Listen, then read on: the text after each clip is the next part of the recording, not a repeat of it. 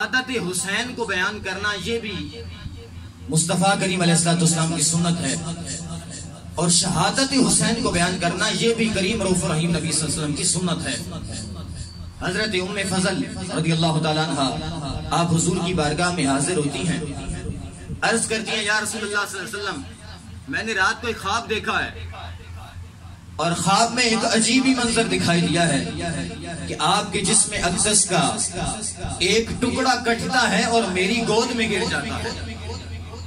تو حضور نے فرمایا کہ اے ام فضل تجھے مبارک ہو،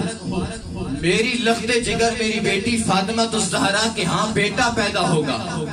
جس کا نام حسین ہوگا، وہ جب دنیا میں آئے گا سب سے پہلے میری بیٹی فاطمہ تیری گود میں رکھ دے گی۔ تو یہ تو بڑا مبارک خواب ہے۔ تو پھر چند دنوں کے بعد حضرت فاطمہ الزہرا رضی اللہ تعالیٰ عنہ آپ کے گھر شہزادے کی ولادت ہوئی جس کا نام حسین تھا، اور سب سے پہلے وہ حضرت ام فضل کی گود میں رکھے گئے۔ تو اس چیز سے پتا چلا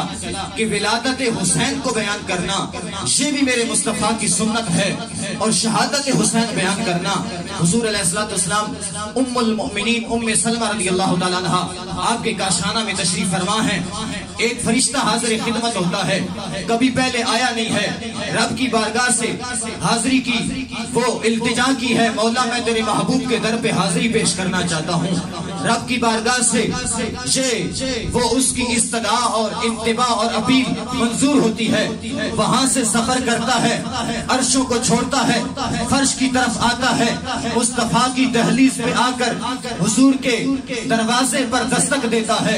اندر جاتا ہے، حضور کے قدموں میں بیٹھتا ہے۔ اب یہ سارا معاملہ حضرت ام سلمہ رضی اللہ تعالیٰ عنہ دیکھ رہی ہوتی ہیں۔ حضور اپنی زوجہ کو ام المؤمنین کو فرماتے ہیں اے ام سلمہ تم دروازے پہ چلی جاؤ، وہاں پر نگہبانی کرو، کوئی اور اندر نہ آنے پائے، اب میری اور فرشتے کے درمیان کچھ باتیں ہونی ہیں، تم دروازے پہ وہاں کھڑی ہو جاؤ، پہرا دینا ہے، کسی کو اندر نہیں آنے دینا۔ ابھی ام سلمہ رضی اللہ تعالیٰ عنہ آپ دروازے کی طرف بڑھتی ہیں، اتنی دیر میں امام حسین جن کا بھی بچپنا ہے، کم سنی ہے، چھوٹی سی عمر ہے، اب وہ شہزادے دوڑتے ہوئے دروازے کے اندر سے آ جاتے ہیں۔ ام المؤمنین حضرت ام سلمہ کی بغلوں کے نیچے سے نکل کے آ جاتے ہیں، حضور کی گود میں آ کے بیٹھ جاتے ہیں۔ جب حضور اپنے نواسے کو اپنی گود میں دیکھتے ہیں، اپنے نواسے کے بالوں پہ اپنی انگلیاں پھیرتے ہیں، شفقت والا ہاتھ پھیرتے ہیں، فرشتہ عرض کرتا ہے یا رسول اللہ کیا آپ ان کو چاہتے ہیں؟ فرمایا ہاں یہ میری بیٹی کا بیٹا ہے، یہ میرا بیٹا ہے، میں اس سے پیار کرتا ہوں۔ فرشتہ عرض کرتا ہے یا رسول اللہ اگر آپ اس سے پیار کرتے ہیں تو میں آپ کو ایک ایسی خبر دیتا ہوں، یاد رکھیں یہ آپ کا نواسہ ہے، اور دوسری طرف آپ کی امت ہے، قریب ہے وہ وقت کہ آپ کے نواسے کو آپ کی امت اپنے ہاتھوں سے قتل کرے گی، شہید کرے گی۔ اگر آپ اجازت دیں تو جس مقام پر آپ کے نواسے کا خون بہایا جائے گا، جس مقام پر آپ کے نواسے کا سر قلم کر کے نیزے پہ چڑھایا جائے گا، اس مقام کی مٹی بھی آپ کو پیش کر سکتا ہوں۔ حضور نے اجازت دی، وہ فرشتہ ایک بوتل کے اندر ایک کانچ کی شیشی ہوتی ہے، اس میں بعضوں نے مٹی لکھی ہے،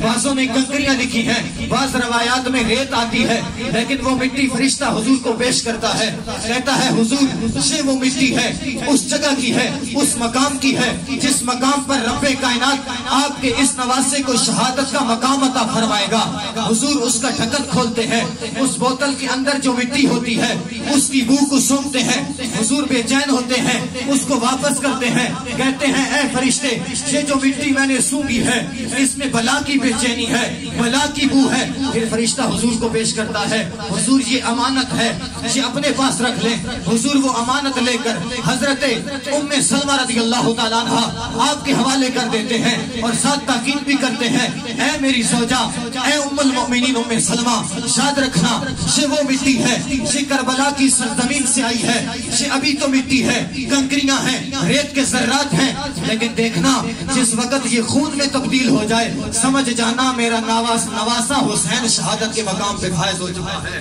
اب اس چیز سے پتہ چلتا ہے کہ امام حسین کی ولادت کو بیان کرنا یہ بھی میرے مصطفیٰ کی سنت ہے، امام حسین کی شہادت کو بیان کرنا یہ بھی میرے مصطفیٰ کی سنت ہے۔ فقط یہاں تک نہیں بلکہ حضرت مولا مشکل کشا شیر خدا کرم اللہ تعالی وجہ الکریم آپ سفین کو جب جا رہے تھے، جب کربلا کے موقع مقام